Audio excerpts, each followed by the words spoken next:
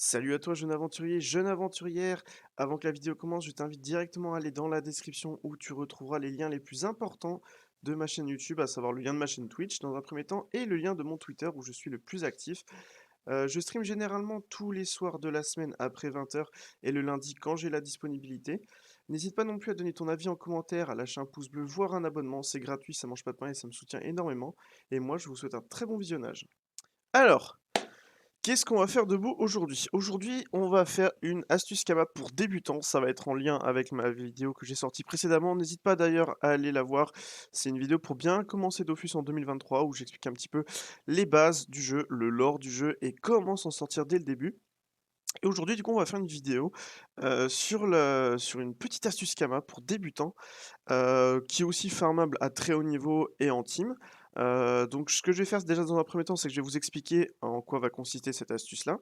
Je vais faire le test moi-même en direct, donc je vous mettrai soit en accéléré, soit je cutterai directement vers le résultat final, ou dans ce résultat final, je vous montrerai les ressources que j'ai eues, le temps que ça m'a pris à farm, et on va faire tous ensemble un petit calcul pour savoir la rentabilité du bousin.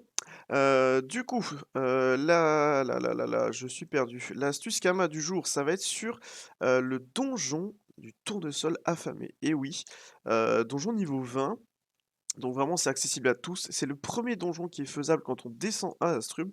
Donc clairement un niveau 20 comme un niveau 200 peut le faire, il y a aucun souci là-dessus.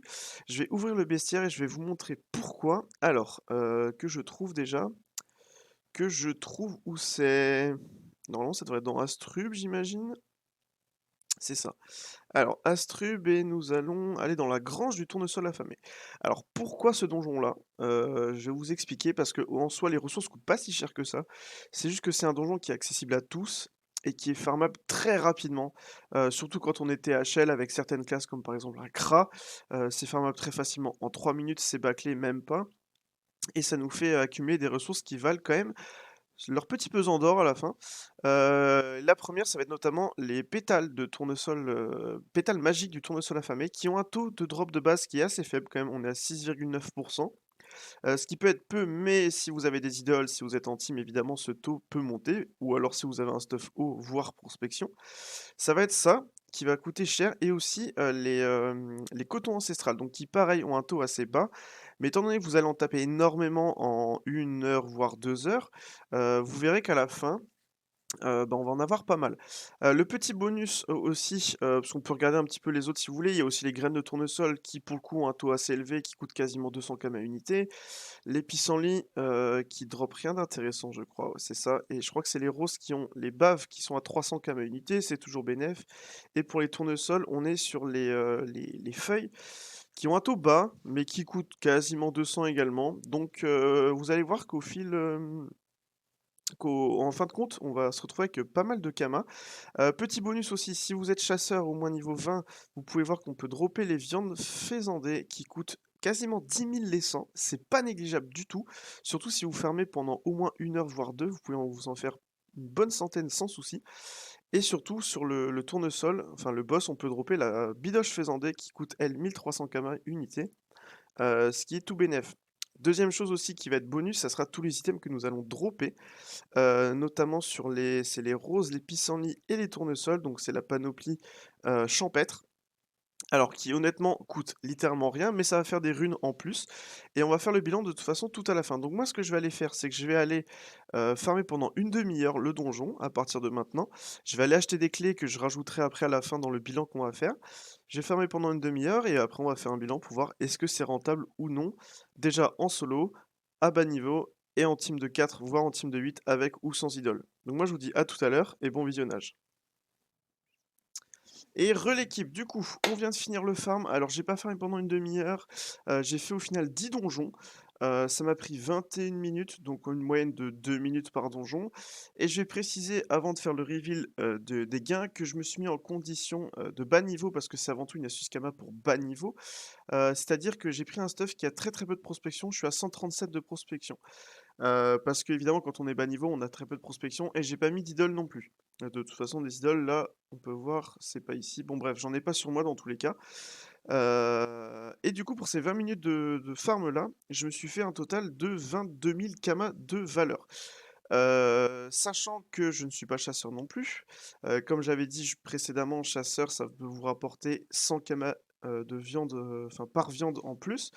Sachant que j'ai fait 10 donjons, j'ai tapé, c'est 4 fois 5, 20, donc j'ai tapé 200 monstres.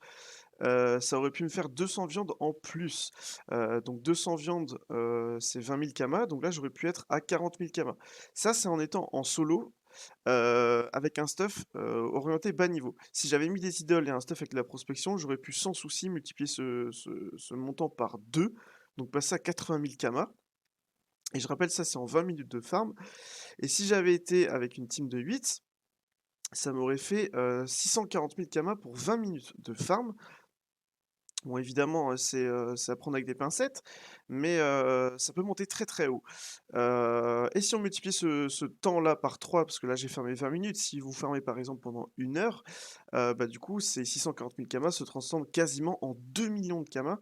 Ça, c'est pour les gens qui ont une team avec des idoles et de la prospection. Quand vous êtes à bas niveau, par contre, si vous avez une petite team de bas niveau de 4, bah, vous pouvez quand même multiplier ce montant par 4, en fait.